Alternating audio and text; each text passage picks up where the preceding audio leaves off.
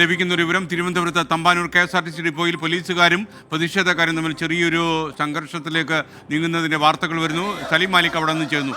സലീം, എന്താണ് ഉണ്ടായത്? SKN കഴിഞ്ഞ രാവിലെ 7 മണി മുതൽ TDF പ്രവർത്തകർ ഈ തമ്പാനൂർ ഡിപ്പോയിൽ ഉണ്ടായിരുന്നു. പക്ഷേ സമാധാനപരമായിരുന്നു കഴിഞ്ഞ മണിക്കൂറുകളിലെ സമരമെങ്കിൽ ഇപ്പോൾ അവർ വാഹനങ്ങൾ തടയുകയാണ്. തമ്പാനൂർ ഡിപ്പോയിലെ മുഴുവൻ വാഹനങ്ങളും പ്രവർത്തകർ തടഞ്ഞിട്ടിരിക്കുന്ന സ്ഥിതിവിശേഷമാണ് ഉള്ളത്. ഏകദേശം 12-ലധികം വാഹനങ്ങളാണ് ഡിപ്പോയിൽ നിന്ന് പുറത്തു കടക്കാനാവാതെ ഇപ്പോൾ തടഞ്ഞിട്ടിരിക്കുന്നത്. ഇപ്പോൾ ഏറ്റവും മുൻപിൽ 2 വാഹനങ്ങൾ, ആ വാഹനങ്ങൾ പോകാൻ അനുവദിക്കുന്നില്ല. സമരക്കാരോട് ഒരു വശത്ത് നിന്ന് മാറി നിന്ന് മുദ്രാവാക്യം വിളിക്കണം എന്നായിരുന്നു പോലീസ് ആവശ്യപ്പെട്ടത്.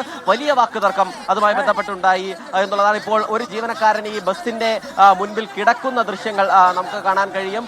ബസ് പോകാതെ ഒരു TDF പ്രവർത്തകൻ ബസിന് മുൻപിൽ കിടക്കുകയാണ്. അങ്ങനെ സമരം അല്പം വൈകാരികമായി മാറുന്ന ഒരു സ്ഥിതി ഇപ്പോഴുണ്ട്. പോലീസ് ഈ വാഹനങ്ങൾ കടത്തിവിടാൻ, ഒരു വശത്തുകൂടി വാഹനങ്ങൾ കടത്തിവിടാനുള്ള ശ്രമം നടത്തുന്നുണ്ട്. ഇപ്പോൾ കഴിഞ്ഞ ഒരു 10 മിനിറ്റിനിടയിൽ ഒരു വാഹനം ഇതിന് അപ്പുറത്തെ വശത്തുകൂടി പോകുന്ന സാഹചര്യം ഉണ്ടായിട്ടുണ്ട്.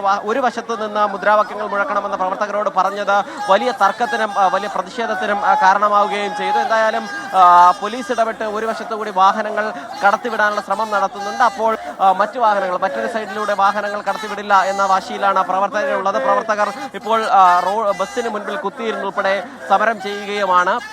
അതിനിടയിൽ ഒരു വശത്ത് നിന്നുള്ള പ്രവർത്തകരെ മുഴുവൻ പോലീസ് ഇപ്പോൾ നീക്കിയിട്ടുണ്ട്. ആ വശത്തു കൂടി വാഹനങ്ങൾ കടത്തിവിടാനുള്ള ശ്രമമാണ് പ്രവർത്തകർ നടത്തുന്നത്. കഴിഞ്ഞ മണിക്കൂറുകളിൽ ഈ സമരം കുറച്ച് സമാധാനപരമായിരുന്നു തമ്പാനൂരിൽ. കാരണം അവർ ഒരു വശത്ത് നിന്ന് മുദ്രാവാക്യം വിളിക്കുക എന്നുള്ളത് മാത്രമായിരുന്നു ചെയ്തിരുന്നത്. പക്ഷേ ഇപ്പോൾ അത് അങ്ങനെയല്ല, വലിയ രീതിയിലേക്ക് സമരം മാറുകയും ചെയ്യുന്നൊരു സാഹചര്യമുണ്ട്.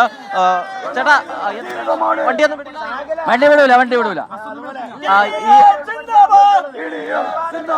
ഞങ്ങൾക്ക് ശമ്പളം കിട്ടിയിട്ടില്ല, ഒരു ആനുകൂല്യങ്ങളും തന്നിട്ടില്ല. ചെയ്ത ജോലിയുടെ കൂലി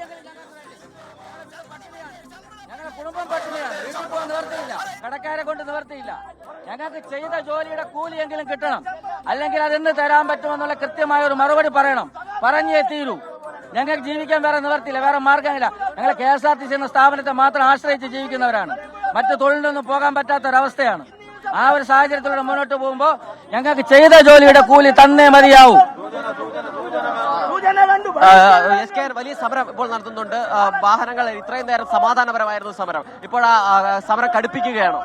ഞങ്ങൾ ഇത്രയും നേരം സമാധാനപരമായിട്ട് ശമ്പളത്തിന് വേണ്ടിയാണ് സമരം ചെയ്തത്.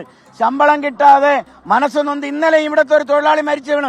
ഇതൊക്കെ സർക്കാർ മാനേജ്മെന്റും ഈ പറയുന്ന വകുപ്പ് മന്ത്രിയും കാണണ്ടേ? ഞങ്ങൾ ശമ്പളത്തിന് വേണ്ടിയല്ലേ സമരം ചെയ്യുന്നത്? ഞങ്ങൾ കുടുംബം പോറ്റാൻ വേണ്ടിയല്ലേ ഈ സമരം ചെയ്യുന്നത്? ഈ തെരുവിൽ കിടക്കുന്ന വേറെ ആനുകൂല്യങ്ങൾ ചോദിച്ചും സർക്കാരിനെ അട്ടിമറിക്കാനുമല്ല, ഞങ്ങൾ ജോലി ചെയ്തതിന്റെ ശമ്പളത്തിന് വേണ്ടിയാണ് ഈ സമരം നടത്തിയത്. ഇത്രയും നേരം ഞങ്ങൾ സമാധാനപരമായിട്ടാണ് സമരം നടത്തിയത്. പോലീസിനെ ഉപയോഗിച്ച് ഞങ്ങളെ മർദ്ദിക്കാൻ ശ്രമിച്ചാൽ ഞങ്ങളിവിടെ മരിച്ചു വീഴും. ഞങ്ങളെ നെഞ്ചിൽ കൂടെ വണ്ടി കയറ്റിപ്പോട്ട്, അല്ലാതെ ഞങ്ങൾ ഈ സമരത്തിൽ നിന്ന് പിന്മാറൂല. പോലീസ് മാന്യമായിട്ടാണെങ്കിൽ മാന്യത, ഇല്ലെങ്കിൽ ഞങ്ങൾ സമരത്തിലേക്ക് പോവും. അത് ശക്തമായ സമരത്തിലേക്ക് തന്നെ ഞങ്ങൾ പോവും. യാതൊരുവിധ വിട്ടുവീഴ്ചയില്ല. ഇത്രയും നേരം സമാധാനമായിട്ടാണ് ഞങ്ങൾ നടത്തിയത്. ഈ വണ്ടികളൊന്നും വിടില്ല എന്നൊരു നിലപാടുണ്ട്. ഒരു വശത്തോടെ ഒന്നും വിടില്ല എന്നല്ല, ഞങ്ങൾ എന്തായാലും ഞങ്ങളിപ്പോ പ്രതിഷേധ സമരത്തിലാണ്. അതിനെപ്പറ്റി ഞങ്ങൾ ആലോചിക്കും. വണ്ടികൾ വിടണോ വിടണമെന്നതിനെ പറ്റി ആലോചിക്കും. പോലീസ് മാന്യമായിട്ട് ഇടപെട്ടാൽ നമ്മൾ അതിനെപ്പറ്റി എന്താണെന്നൊരിതുണ്ടാവും. ഞങ്ങൾ പണിമുടക്കിന് നോട്ടീസ് കൊടുത്തിട്ട് പോലും ഈ മന്ത്രി ഞങ്ങളെ ചർച്ചയ്ക്ക് വിളിക്കുക, ഞങ്ങളുമായിട്ടൊന്ന് ഡിസ്കസ് ചെയ്യാൻ പോലും മന്ത്രി തയ്യാറായിട്ടില്ല. ആ മന്ത്രി ഇന്നലെയും പറഞ്ഞു ഞാൻ ശമ്പളം കൊടുത്തുവെന്ന്. ഈ സർക്കാർ അധികാരത്തിൽ വന്നതിന് ശേഷം മന്ത്രി മാറി വന്നതിന് ശേഷം ഒരു മാസം പോലും ഞങ്ങൾക്ക് കൃത്യമായി ശമ്പളം കിട്ടിയില്ല. ആ ശമ്പളത്തിന് വേണ്ടി, ജോലി ചെയ്ത ശമ്പളത്തിന് വേണ്ടി, ജോലി ചെയ്ത കൂലിക്ക് വേണ്ടിയാണ് ഈ സർക്കാരിന്റെ മുന്നിൽ ഞങ്ങൾ ഈ ഒരു പ്രതിഷേധ സമരമായിട്ട് ഈ റോഡിൽ കിടക്കുന്നത്. സർക്കാരിനെ അട്ടിമറിക്കാനല്ല, ഭരണം പിടിക്കാനല്ല, ജോലി ചെയ്ത കൂലിക്ക് വേണ്ടിയാണ് ഈ റോഡിൽ ഇവിടെ കിടക്കുന്നത്. അത് മനസ്സിലാക്കണം. ചിലയിടങ്ങളിൽ വാഹനങ്ങൾക്ക് ഉൾപ്പെടെ കേടുപാടുണ്ടാക്കിയിട്ടുണ്ട്. അങ്ങനെ ഞങ്ങൾ ഒരിടത്തും ഒരു വാഹനങ്ങൾക്കും കേടുപാടുണ്ടാക്കിയിട്ടില്ല. മറ്റ് നേരത്തെ ഉണ്ടായിരുന്ന, ഇപ്പൊ ഞങ്ങളെ ഈ സമരം പൊളിക്കാൻ നിൽക്കുന്ന CIT സംഘടന മുമ്പൊക്കെ സമരം ചെയ്തപ്പോ വണ്ടികൾ കേടുപാട് പറ്റിയിട്ടുണ്ട്, വണ്ടികൾ നശിപ്പിച്ചിട്ടുണ്ട്, എഞ്ചിൻ ഞങ്ങൾ ഒരു കേടുപാടും ചെയ്യാൻ ആഹ്വാനം കൊടുത്തിട്ടില്ല. അങ്ങനെ ഒരു അക്രമ സമരത്തിലേക്ക് ഞങ്ങൾ പോവില്ല. അത് ഞങ്ങളുടെ പൊതു തത്വമാണ്. ഇപ്പോൾ ഞങ്ങൾ പ്രതിഷേധം നടത്തിയപ്പോൾ പോലീസ് അനാവശ്യമായി ഇടപെട്ടത് കൊണ്ടാണ് ഞങ്ങൾ ഇത്തരത്തിലൊരു പ്രതിഷേധമായിട്ട് പോകുന്നത്. ഇനി ഞങ്ങൾക്ക് ഡൈസോണല്ല, ഞങ്ങളെ തൂക്കിക്കൊന്നാലും ശരി, ഞങ്ങൾ ഈ സർക്കാരിൽ നിന്നും ശമ്പളവും ആനുകൂല്യവും വാങ്ങുന്നത് വരെ നിരന്തര സമരത്തിലായിരിക്കും. അല്ലെങ്കിൽ ഞങ്ങളെ തുറങ്കിലടക്കട്ടെ.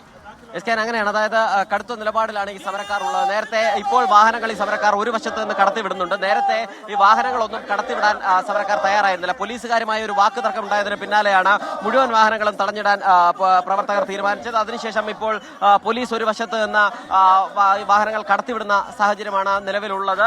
മാത്രമല്ല സമരക്കാരും ഒരു വശത്തേക്ക് മാറി നിന്നിട്ടുണ്ട്. അവർ മുഴുവൻ വാഹനങ്ങളും കടന്നു പോകേണ്ട എന്ന നിലപാടിൽ നിന്ന് പിന്തിരിഞ്ഞിട്ടുണ്ട്. അതേസമയം തങ്ങളെ പിരിച്ചുവിടാനായി ബലം പ്രയോഗിക്കുകയാണെങ്കിൽ പോലീസിനെതിരെ ശക്തമായി ചെറുത്തു നിൽക്കുകയും ഡിപ്പോയിൽ നിന്ന് ഒരു വാഹനവും ഓപ്പറേറ്റ് ചെയ്യാൻ സമ്മതിക്കില്ല എന്നുള്ളതാണ് സമരക്കാരുടെ നിലപാട്. നിലവിൽ തമ്പാനൂരിൽ അതായത് സംസ്ഥാനത്തെ എല്ലാ പ്രധാനപ്പെട്ട വാഹനങ്ങളും തമ്പാനൂർ ഡിപ്പോയിൽ, തിരുവനന്തപുരത്തേക്ക് എത്തുന്ന തമ്പാനൂർ ഡിപ്പോയിൽ കയറിയാണ് പോകുന്നത്. അത്തരം വാഹനങ്ങൾ എല്ലാം ഇവിടെ വരുന്നുണ്ട്. അതൊക്കെ തടയുന്ന ഒരു സാഹചര്യത്തിലേക്ക് നീങ്ങും എന്ന് സമരക്കാർ മുന്നറിയിപ്പ് നൽകുന്നു.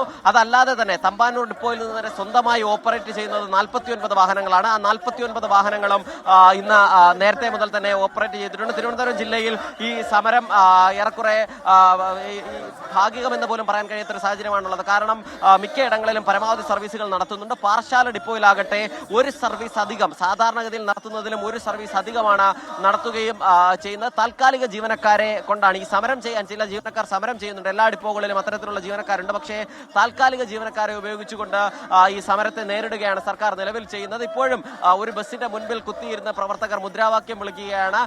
എന്നാൽ എല്ലാ ബസ്സും പോകേണ്ടതില്ല, തടയണം എന്നൊരു നിലപാടിലേക്ക് പ്രവർത്തകർ ഇതുവരെ എത്തിയിട്ടുമില്ല.